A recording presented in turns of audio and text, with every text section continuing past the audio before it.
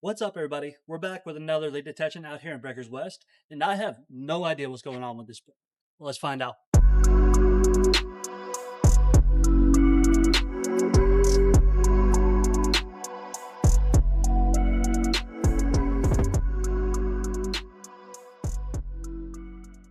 All right, so we got a pull and spot combo that we're working on this afternoon, but we've been given no information as far as how the pool's acting, what kind of water loss they're experiencing.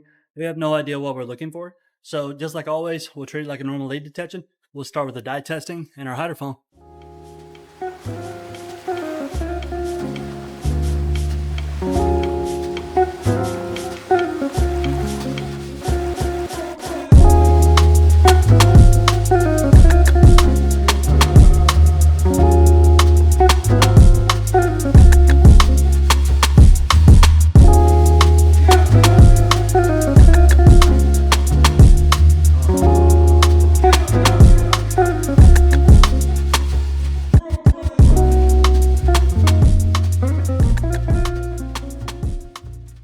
Okay, don't hear anything on the microphone, so let's go ahead and start dye testing.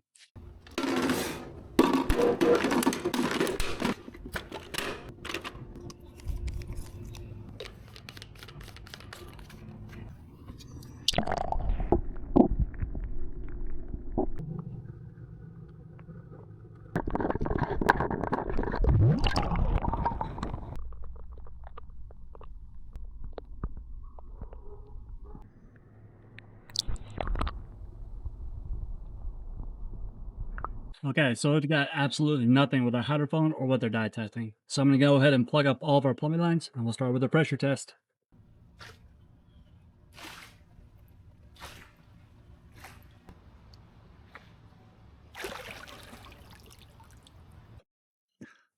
I have to show you guys something.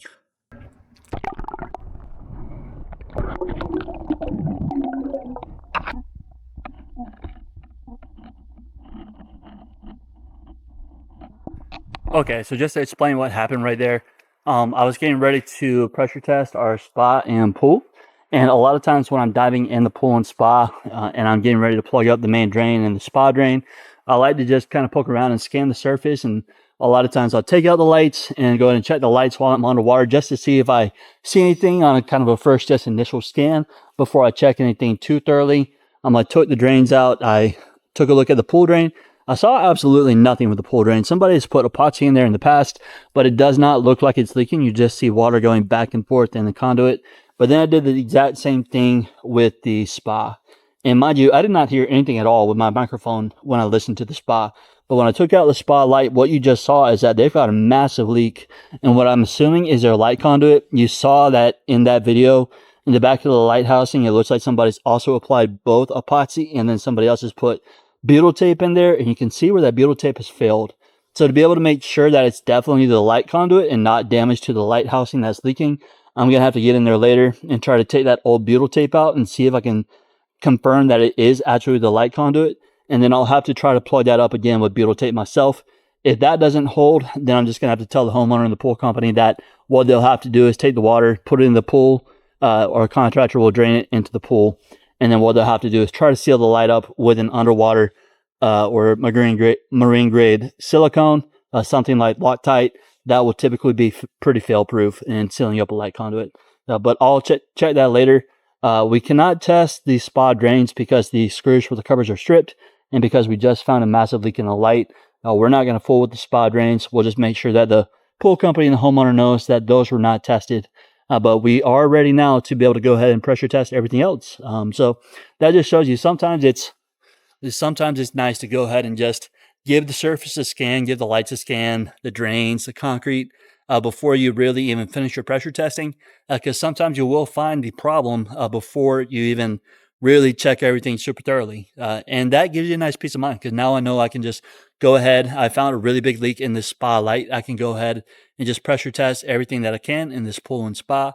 And as long as nothing else shows up, or if nothing else shows up, that's okay, because I know that we've already got this documented and we've already found a big problem with the spotlight. Okay, guys, so we're ready to pressure test. We've got everything in the pool and the spa plugged up that we can plug with our pressure testing plugs. Looking at the pool equipment, this is the nice easy setup, super refreshing after the last couple of jobs I've had to deal with. So this one should be a breeze. I don't even see an air blower. There might be an air blower over there somewhere, but it's not by the equipment. Maybe they don't even have one. So what we're going to do is we're obviously not testing the spa drain because, like I mentioned, the screws for the covers are stripped. So we could not plug the spa drain line. So that would be left alone. But we got the cleaner, main drain, skimmer, spa jets, and pool jet line. So it should only take a couple of minutes. And I'll make sure to point out any tips I can along the way. And just a quick tip to show you again, we're not going to pressure test the spa drain, but we got our vacuum, got our skimmer, and got our main drain. I'm going to try to pressure test all three of these lines at the same time. It's 4:42 and I still have 30 minutes to an hour of work left. I'm trying to get this one wrapped up because I'm tired and it's Friday afternoon, so getting ready to go home. So we're going to try to pressure test all three of these lines at the same time. We'll see if we can get away with it. Then all we have left after that is spa jets and pool jets. Okay, so vacuum, skimmer, and main drain have been going for 1 minute and 45 seconds. And they're holding steady at 15 psi. So we're going to call that one good.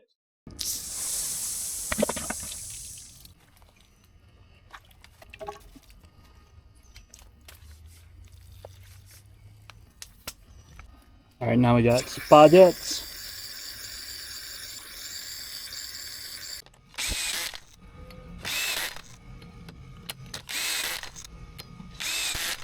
Okay, so let's see what's going on with spa jets. They've built zero pressure. So let's go see what's going on.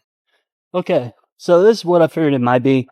We did not see any kind of air blower at the equipment. It's because this older spa system has what's called Venturi lines connected to the spa jets. So these would typically be like a vacuum that forms when the spa is running and that water's rushing through the spa jet line. Air gets sucked into this Venturi system, and that creates air bubbles in that almost like massaging effect, like a therapeutic spa. So these also need to be plugged up. If they don't have an air blower, they'll have these Venturi lines. And so these will also need to be plugged up to pressure test the spa.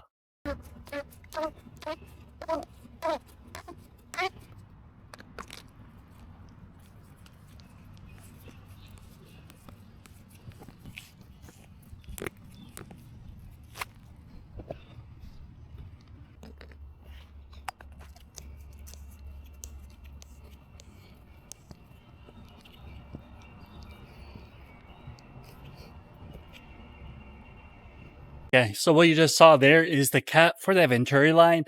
One of them was glued in place. So we've got the pressure testing plug sitting inside of that Venturi cap. And then when I was tightening the plug for the second Venturi line, you saw where the cap just came straight out. It was not glued in place. So what we did is once that cap came off, we were able to put a pressure testing plug straight into that line. So let's go ahead and give this a pressure test. Hopefully that works. So trying spa jets again.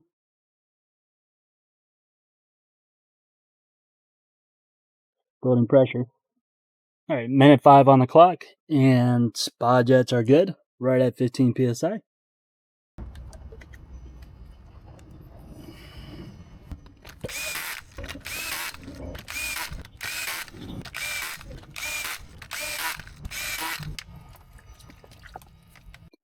A minute on the clock. Pool jets are also good. All right, so that's going to be it for pressure testing. Okay, guys, so we're just about to the end of this job. At this point, we've listened with our hydrophone, we've dye tested, we dove in the pool, we plugged up all the plumbing lines that we could, we pressure tested. That includes the skimmer, the pool jets, the vacuum, the pool drain, the spa jets. All those plumbing lines were perfectly fine. Like I mentioned, the only one we could not test was the spa drain line, but everything else was fine. The only things we have left to do are I'm going to dive in. I'm going to get all my stuff put back together, get the pool back put back together, get everything I can over to the car. And the last thing I have to do is see if I can get some new butyl tape in this spotlight and see if I can get that thing to stop leaking. That's pretty much it. I will see you guys in the next shot to wrap this one up. Okay, everybody, so that's it for this one. We found a nice big old leak in the spotlight conduit here.